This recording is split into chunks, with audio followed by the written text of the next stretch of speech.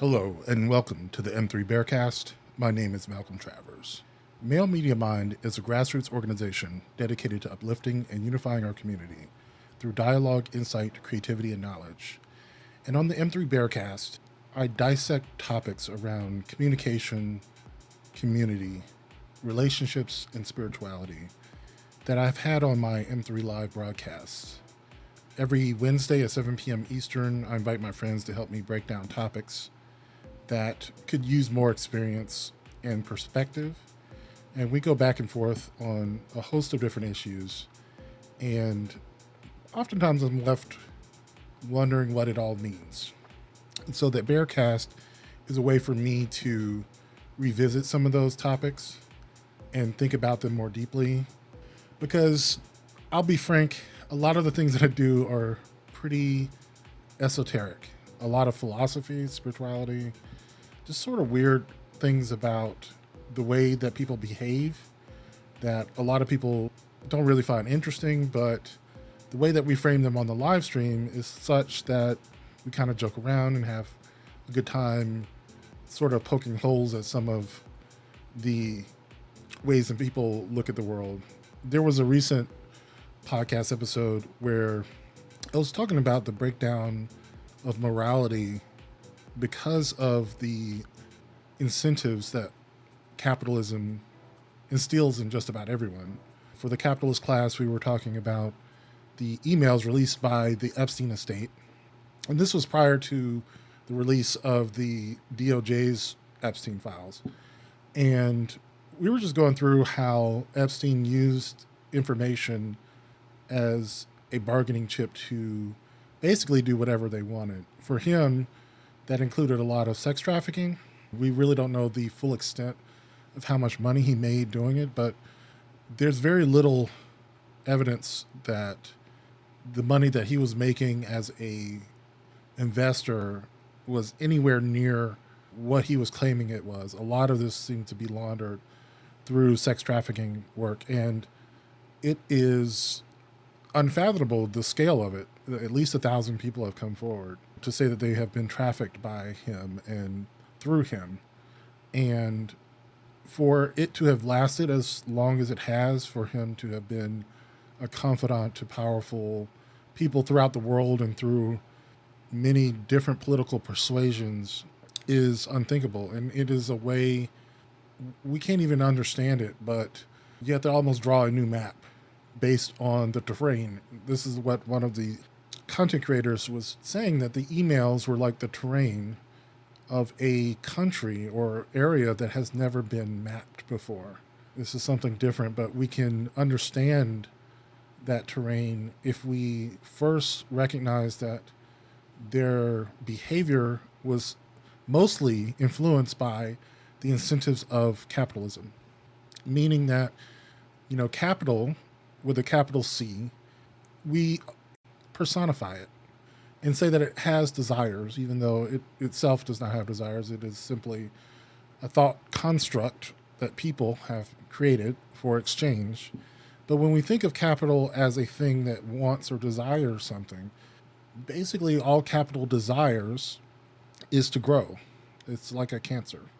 And it doesn't really care how it grows, if it's through sex trafficking or through agriculture or through oil drilling. It really doesn't matter.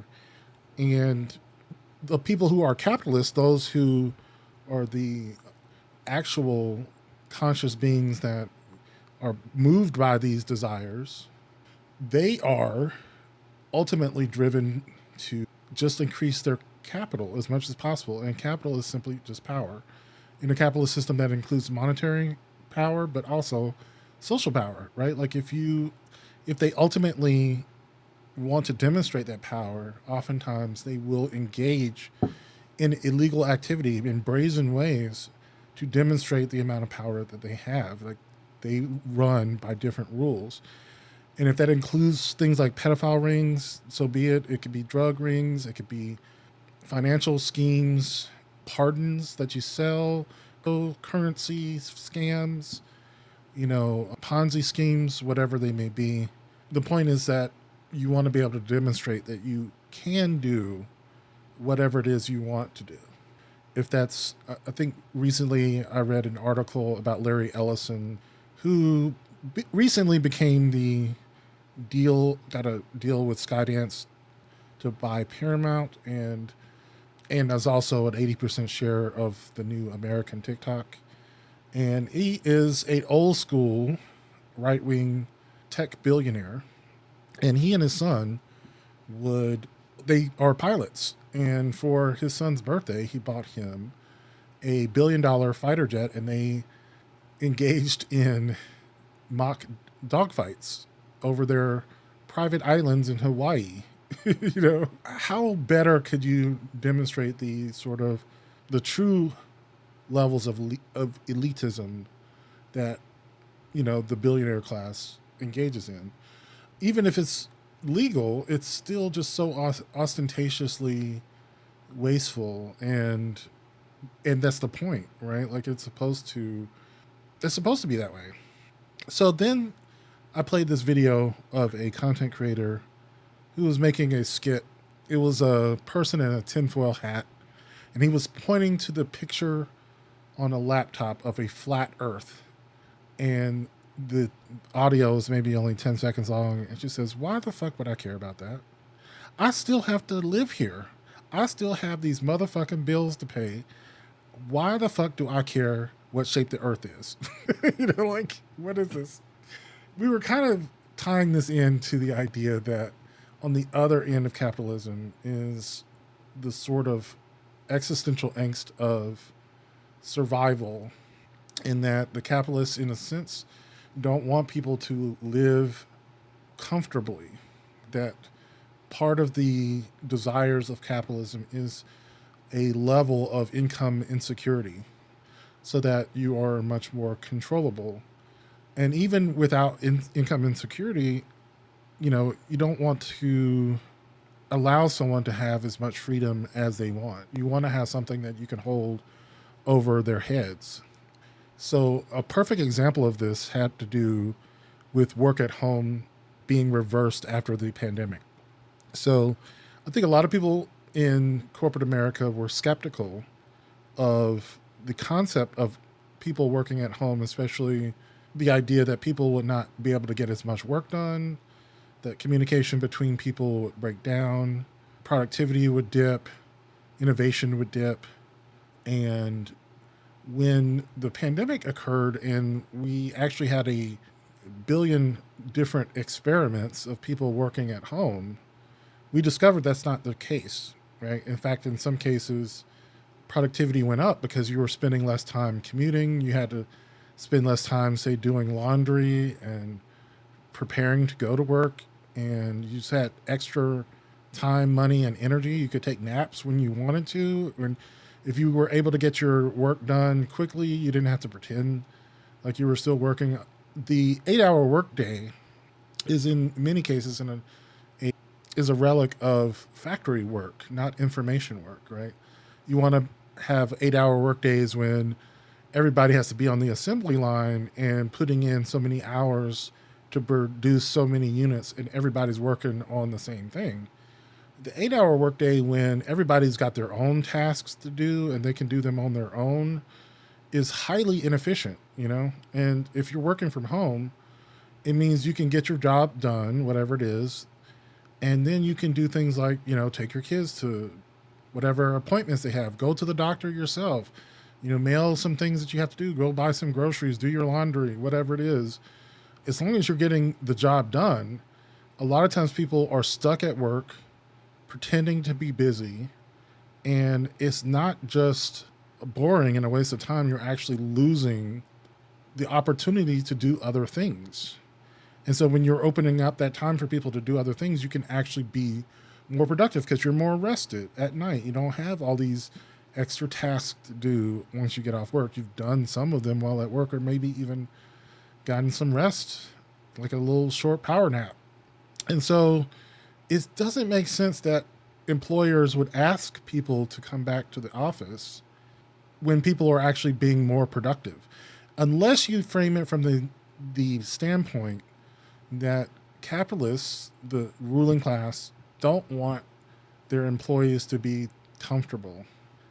Part of the design and incentives of capitalism is to make the working class as uncomfortable as possible so that you have leverage over them. You don't want to give people work from home for free. You want it to be a perk of a better job, a luxury job, something that someone would strive to obtain or even take a lower salary to have. But, with the pandemic the way that it was, everybody got that perk for free, and it was incredibly desirable. I don't know what the numbers are as to how much money someone would be willing to pay in lower salary to work from home, but I suspect it's not insignificant. And so I think we just have to remember the realities of the incentives that capitalism imposes on people, both those at the top and at the bottom. For those at the top, it insinuates its way to making morality optional because there is no punishment for bad deeds because everybody wants to be able to do what they want to do.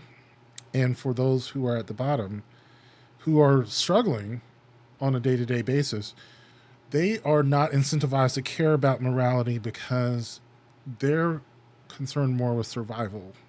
And I think this is one of the ways in which capitalism, without any sort of intervening form of social controls, socialism, or a form of moderation and just like an incentive to make things more humane, will tend to dehumanize people on both sides of the spectrum of income, right?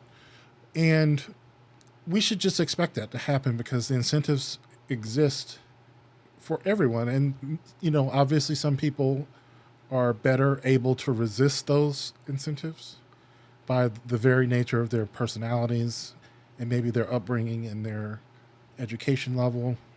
But I think one of the things that I pointed out in that live stream was, is it really that surprising that so many people who were not college educated, working class, voted for Trump when they don't really care about morality at the end of the day?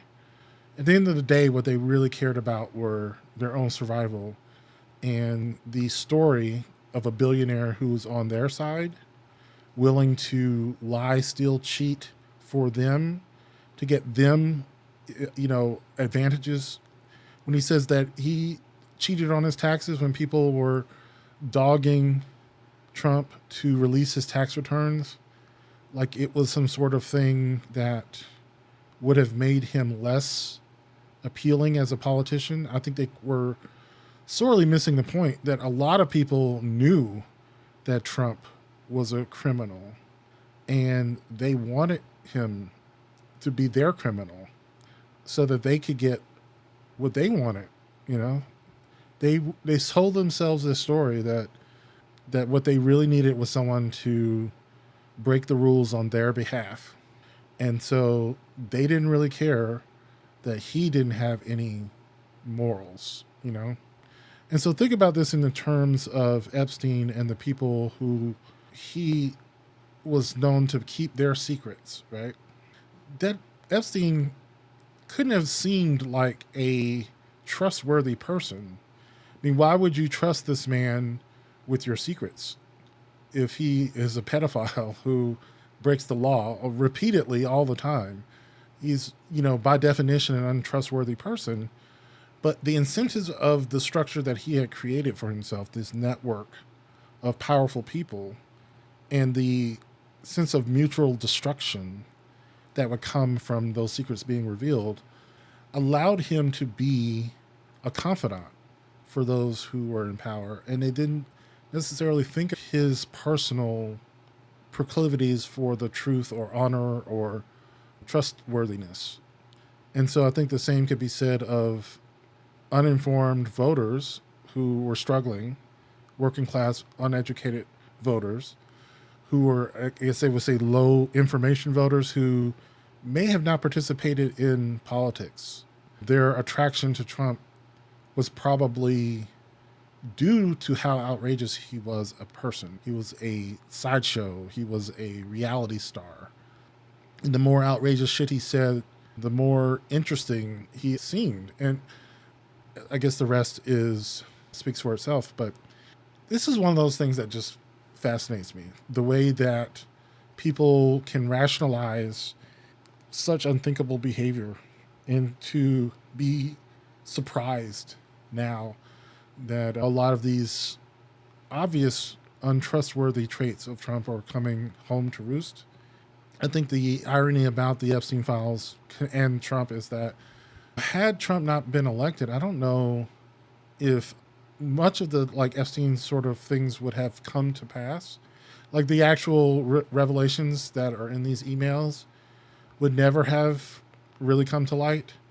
Certainly, the conspiracy theory existed around Epstein's suicide in prison, and I was on the train of this is a ridiculous theory that some guy who was supposedly a part of a pedophile ring was murdered in prison.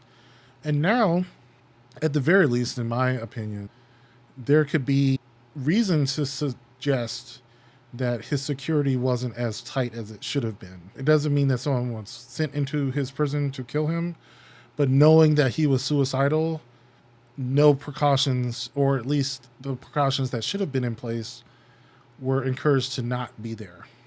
Because at the very least, it seemed to be a sort of willful incompetence that allowed him to kill himself after already having attempted to kill himself once, right? Like once you have attempted suicide one time, you should be on suicide watch, and that shit should not have gone down, right? And so the fact that it did go down for such a high profile figure that was on trial, it's a little sus. It is. And considering like some of the things that are coming out now, and I'm not certain that everything is going to come out, but even with the things that have come out so far, we recognize that they operated in a different parallel universe.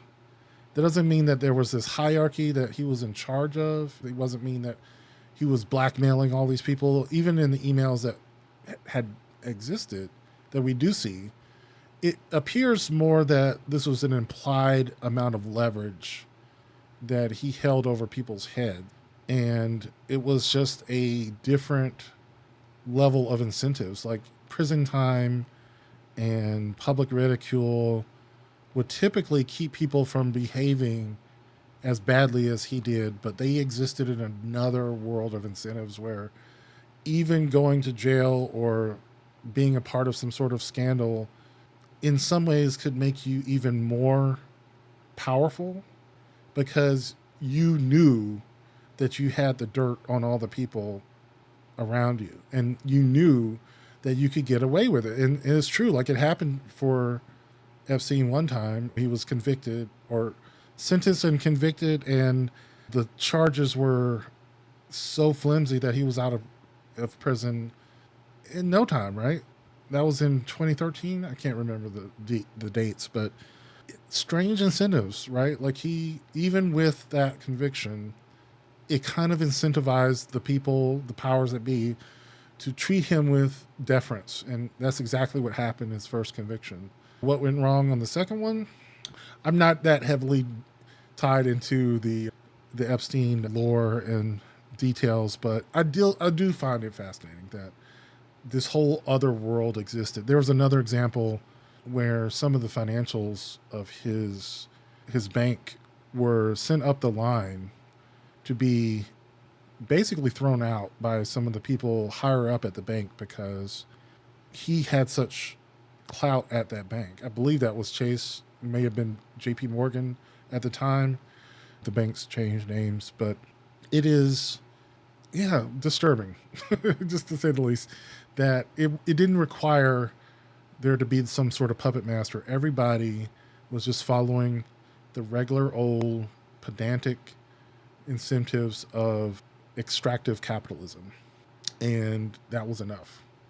I have been conditioned by society to believe that my contributions to our world are less valuable because I am not getting paid for them. I think for the majority of my life, I've suffered from physical and mental health disabilities that have kept me out of the workforce. And there's a certain amount of shame that goes along with that. And that is by design.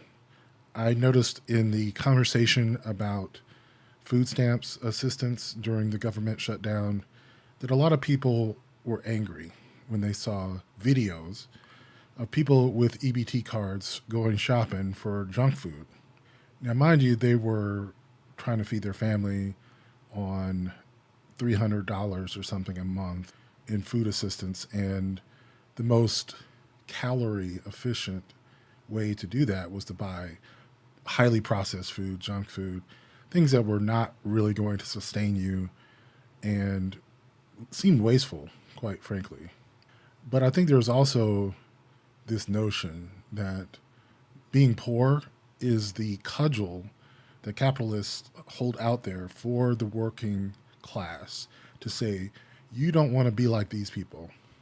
If you don't work hard, if you don't produce something of value for the system, you're going to have to live like them.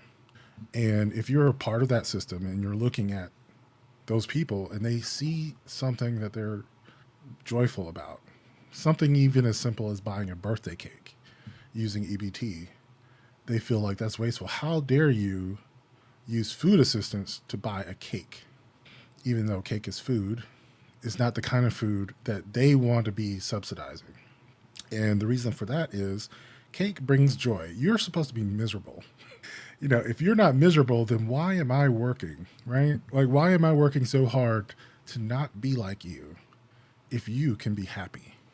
And so I think there is this huge aspect of someone who is on disability, someone who is not really, supporting themselves through paid work, that you're supposed to be miserable or that it's shameful to be where you are.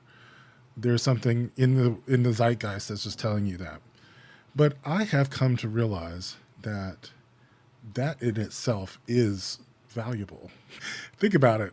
If I am the example that other people use to say, don't be like them, then I am valuable to them. Like, I am producing money via fear, right? But even beyond that, I've come to realize that technology and information and knowledge from people who are disabled in particular have been some of the guiding forces for advancement in technology. So when you think about like neural implants from something like Neuralink is for people who are paralyzed, right? This technology is to help people move their limbs who can't move. And yet that technology is going to advance so many more things than just that. Our understanding of the brain often comes from people who have had strokes and physical injuries to their brain, that we learn about certain regions of the brain and how they function. We learn about normal relationships through people who are unable to function in normal relationships. We understand communication and community building through those who are autistic or nonverbal, because in order to teach them these things, we have to come to understand them on a much deeper level, you know? And when you look at the larger economy and you think about like the areas of production that are still above water, you have these bubbles of technology like AI, and you have healthcare and elder care. It is still one of the few industries in a declining economy that you can still find a job.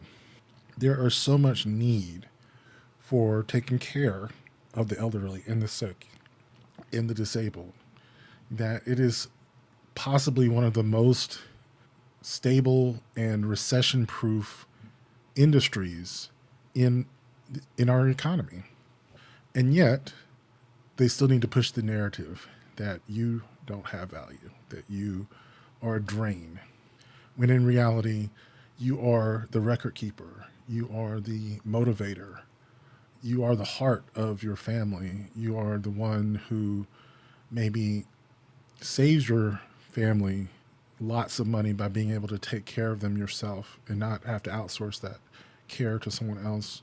your value is often hidden for control reasons, right? Like we need you to feel that you're drained because we need you to be the motivation for others to work. And so it's like a snake that's eating its own tail kind of deal.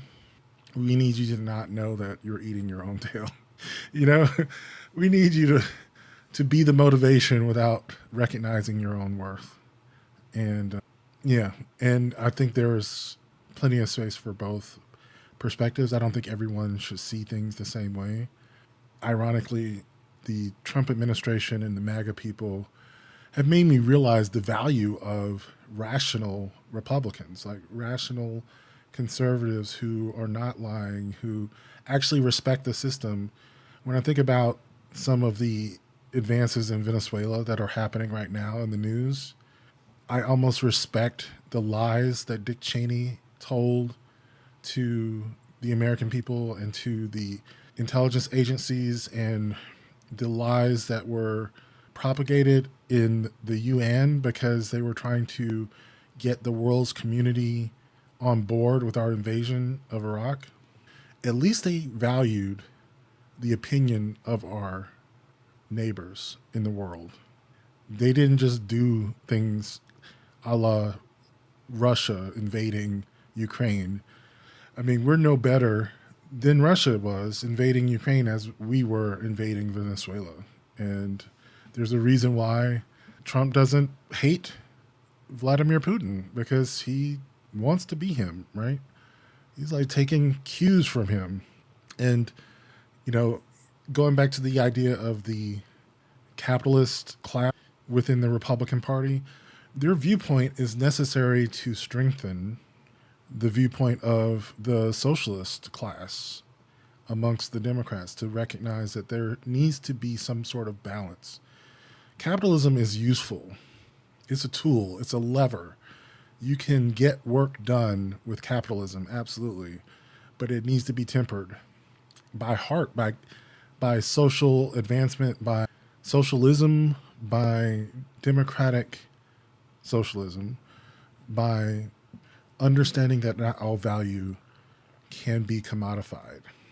There is value in our intelligence, in our worth, in our humanity that can't always be sold, and is far more valuable at the end of the day, because without it, capitalism will eat you up. You know, I always said to someone that slavery is the logical end result of unfettered capitalism because it's amoral. And ultimately, the most valuable thing on this planet are other people. So why wouldn't capitalism want to sell people, right? So on that happy note, I'm going to move on. One of the things that I've done is I've instituted a regular reading schedule for myself. And so I do want to cover some of the things that I've read over the past 6 months or so. And I am going to invite guests back on again to discuss specific books and themes and topics. You know, I hope to keep it to one or two guests at most. I don't like the back and forth that I have on the live stream to the podcast format. You know, the podcast format feels like much more intimate, more like a conversation. And so I would like to, you know, invite guests on to talk at length about maybe one topic and explore that for no more than 30 minutes. I like the idea of the shorter podcast, and it also allows me to explore more topics, to invite more people. I think when you're asking people to make an investment longer than 30 minutes, both for the production of the podcast episode and for the listeners, that you may be asking more than what someone is able or willing to give. So I hope to keep my ideas succinct and consistent over this year, 2026. I'm going to try to put out a consistent schedule of programs. And, you know, it starts with, you know, talking about understanding and talking about the things that keep me up at night, keep me thinking to myself, the loops of thoughts that are inside my own head that I would love to share with other people. I hope that I get to invite you into my thought processes over the next series of episodes and really get to know myself as well as to share that with you. So thank you for listening to this episode of the M3 BearCast. If you'd like to become a patron, Male Media Mind has a Patreon page that allows you to support this podcast as well as our live streams. For $5 a month, you'll get access to our Instagram pages. We have a book club. We have after shows of our live streams. And I'm always looking for new ways to thank our patrons for their support. Again, thank you for listening to the M3 BearCast, and I will catch you in the next episode. Peace.